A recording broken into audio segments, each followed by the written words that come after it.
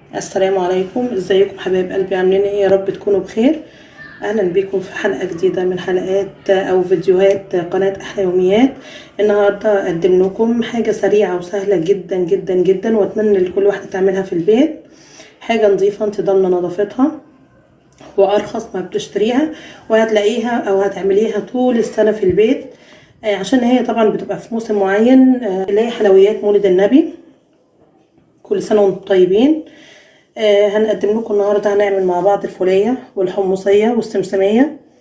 المقادير بتبقى واحدة، بس زي ما قلت لك السر في الصنعة. شايفين منظرها جميلة جدا، وارخص طبعا ما بتجيبها من بره، ونظيفة جدا عن بره. هقول لك طريقتها بنفس طريقة اي مصنع بيعملها.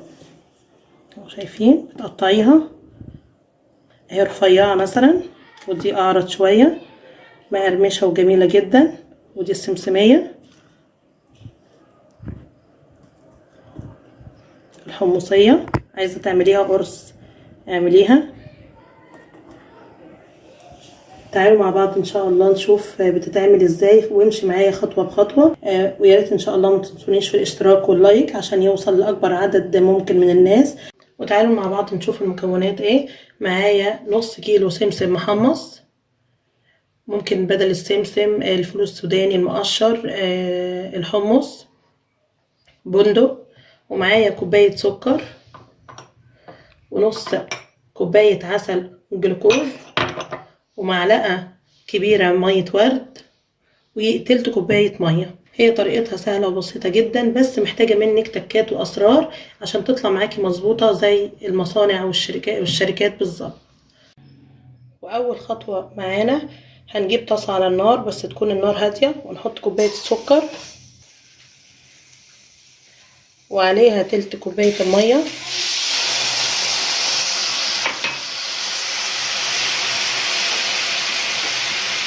وهنبل المعلقة كده علشان العسل ينزل بسهولة. نبلها مية اهو.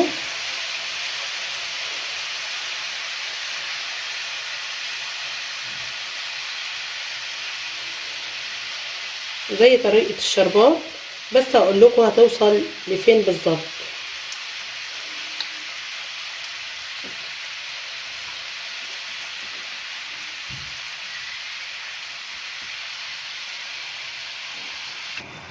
اهو كده، ونقلب كده بظهر المعلقة. يبقى حطيت كوباية السكر، تلت كوباية المية، نص عسل، نص كوباية عسل الجلوكوز. وعشان طبعا احنا بنعمل حلويات المولد، عايزة ريحة مية الورد ما تكونش نفاذة، ما تكونش قوية، عايزاها هادية. هحطها دلوقتي، يعني معلقة اهي، معلقة اهي كبيرة، بس مش اكتر.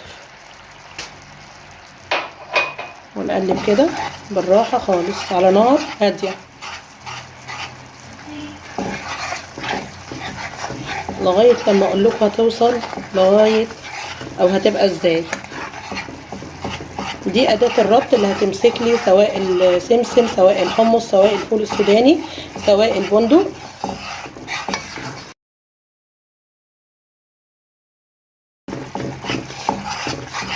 اهو نقلبها كويس. وتعالوا نشوف على نار تانية هنعمل ايه. وفي طاسة تانية كده، احنا طبعا زي ما قلتلك السمسم هتجيبيه محمص، بس لازم سواء السمسم سواء الحمص سواء الفول السوداني، تمام، لازم تخليه سخن.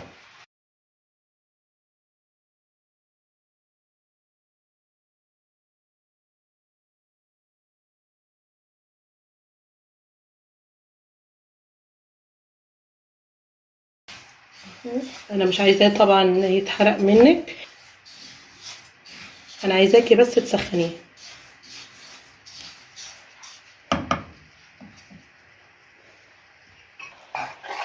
اهو احنا لسه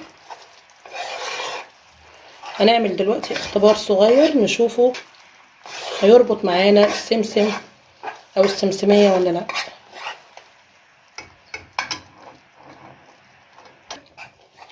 اهو تعالي نشوف مع بعض. جبت شوية مية كده في طبق، نحط كده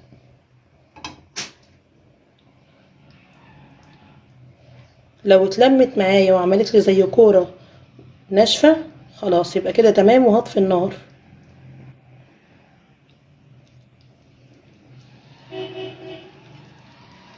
لا يبقى لسه شويه، طالما ما ربطتش ونشفت مني لا يبقى لسه شويه.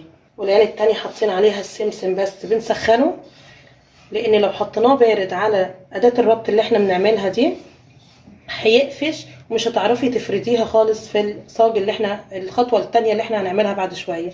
فلازم زي ما قلت لك اوعي تنسي تسخني السمسم، تمام، او الحمص او الفول السوداني. نختبر تاني بحته صغيره كده، ننزلها في الميه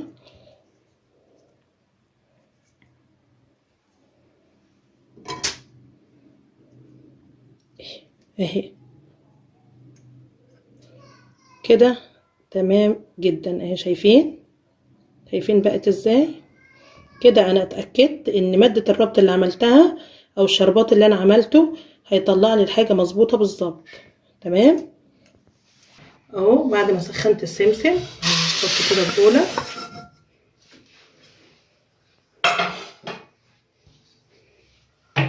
ونكون حاطين عليه ماده الربط اللي انا عملتها اهي، نزليها كلها.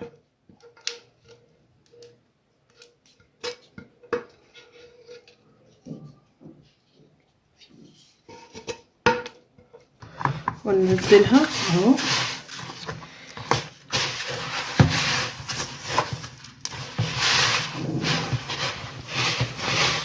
شوفوا السمسم سخن معايا اهو.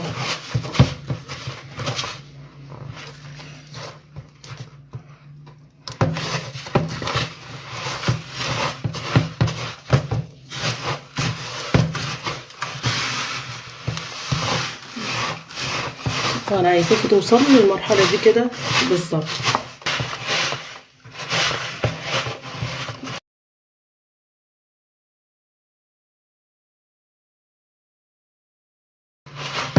بمعلقه خشب طبعا.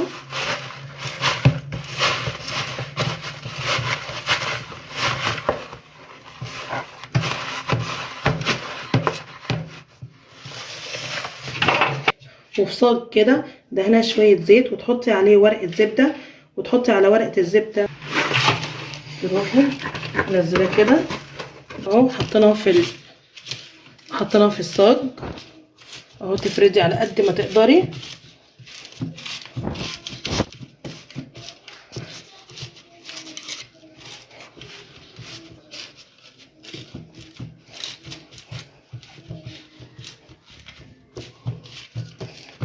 تخلي سطحه كله قد بعض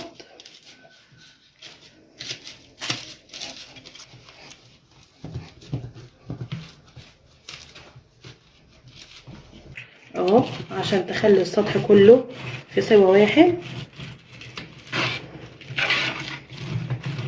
بالنشابه دي بتاعت الايد، بالنشابه التانية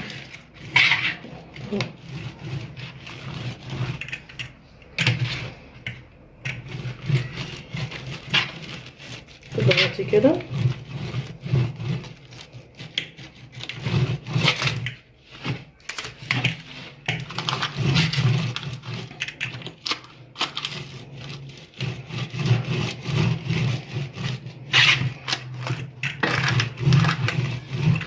زي ما انت شايفه.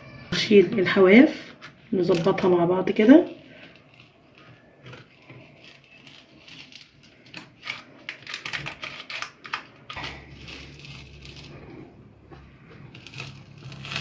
اه على قد ما اقدر اظبط الصاج.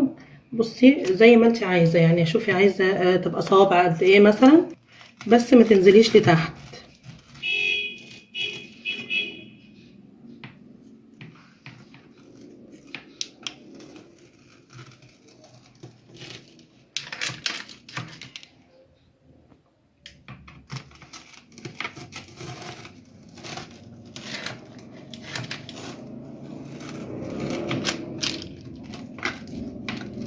اهو خلاص عملنا سمسمية. بعمل الفولية اهو، يا دوبك بسخن بس على الفول اهو.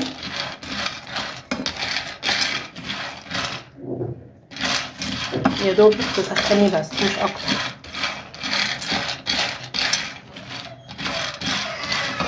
السوداني التانية اهو. بعمل الشربات اللي هي اداة الربط اللي هربط بيها الفولية او الفول السوداني. لسه طبعا هعمل برضو الاختبار اللي عملته في الاول. انا سخنت الفول السوداني كده نفس الطريقة بالظبط. طبعا نص كيلو فول سوداني زي ما قلنا، وكوباية سكر اهو. اداة الربط كوباية السكر، تلت كوباية المية، نص عسل جلوكوز، ومعلقة كبيرة مية ورد. ننزلهم كلهم كده.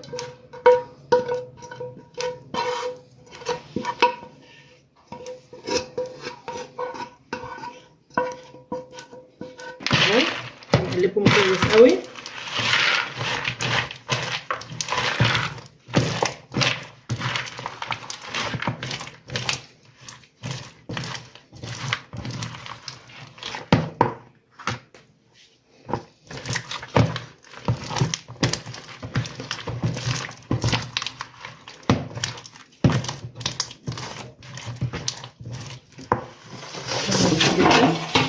وفي الصاج شوية زيت دهنتي بيهم وورقة الزبدة، ودهنت شوية زيت عليهم.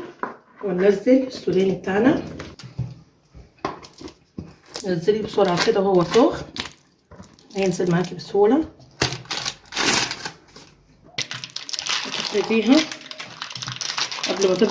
قبل ما تبرد منك. انا مش عارفة طبعا افردها بايديا، سخنة جدا. اهو تفرديها كده كويس.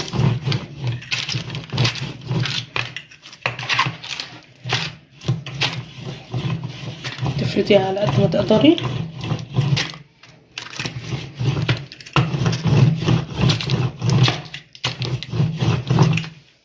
وبعد كده طبعا بتسويها من على الجناب ومن على الوش كده. انا نسيت اقول لكم على السمسم برضو، حطيت من على الوش زيت كده اهو. تدهني بايدك، معلش استحملي السخونيه. وبالقطاعه بتاعت البيتزا او بسكينه برضو تحطيها كده في الزيت. كل ده عملناه في السمسم. وتظبطيها كده، تقطعي الزوايد كلها.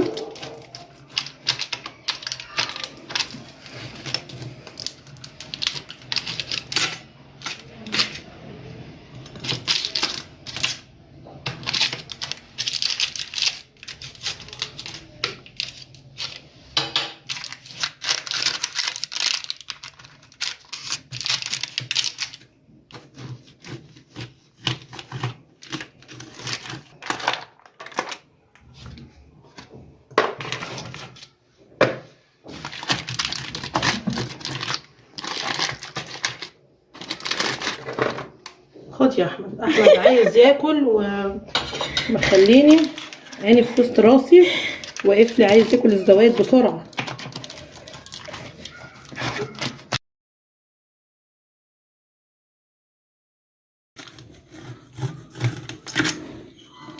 اهو زي ما قلت لكم قطعتها صوابع بالحجم اللي انت عايزاه قطعيها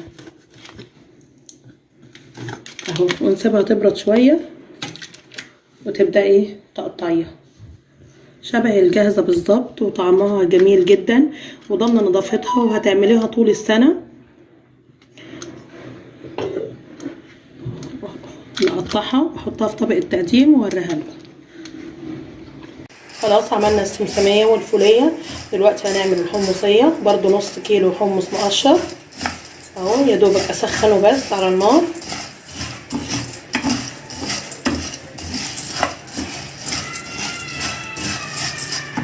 جدا.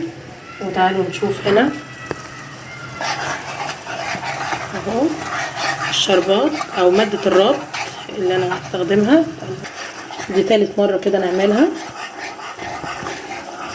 عشان ما ينفعش تعملي كمية وتسيبيها، لا، بحيث تسخني الحمص، تسخني السمسم، تسخني الفول السوداني بتعمليها كل مره عشان الاتنين يكونوا سخنين مع بعض، وتفرديهم وهم سخنين اهو زي ما انت شايفه.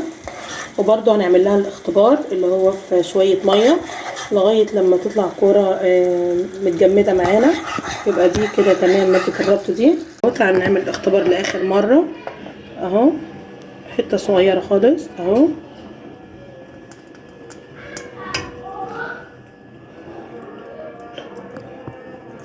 شايفه جمدت ازاي اهو، مش عارفه الاضاءه كويسه ولا لا اهو، زي ما انت شايفه كده.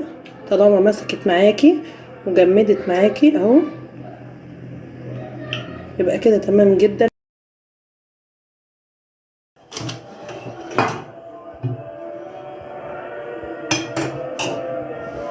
اهو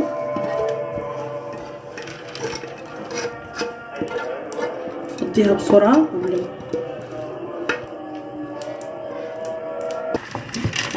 اهو، ونقلب كويس. عايزه تعمليها قرص اعمليها، عايزه تفرديها في الصاج وتقطعيها زي ما عملنا في السمسم والفول السوداني، الحكايه ترجع لك انتي.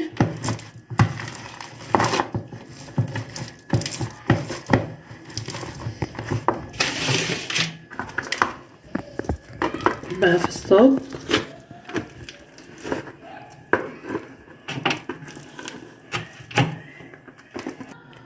خلاص فردناها. نحط زي ما قلت بعيد تاني قطعة البيتزا او سكينة في زيت وتسويها، تشيلي الزوايد كلها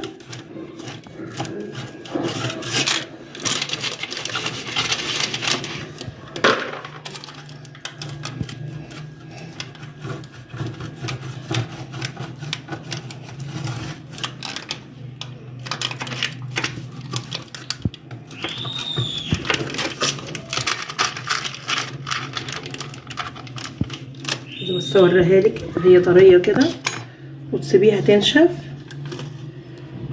اهي. اول ما تنشف وكده هتبقى مقرمشه وجميله.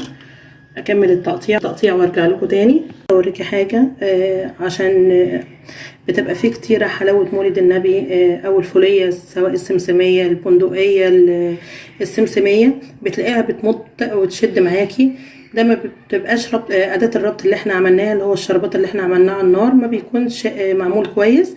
لكن الحمد لله اللي احنا عملناه بصي اهو، بتدي القرمشه دي، هتلاقيها مقرمشه وانتي بتاكليها ما بتمطش في بقك، لا بتلاقيها مقرمشه معاكي زي ما احنا شايفين. وده كان حبايب قلبي طبق النهارده، طبق حلويات مولد النبي. يا رب يكون ان شاء الله عجبكم، وبتمنى ان تجربي ان شاء الله الوصفه دي وهتعجبك ان شاء الله. والسلام عليكم ورحمه الله وبركاته.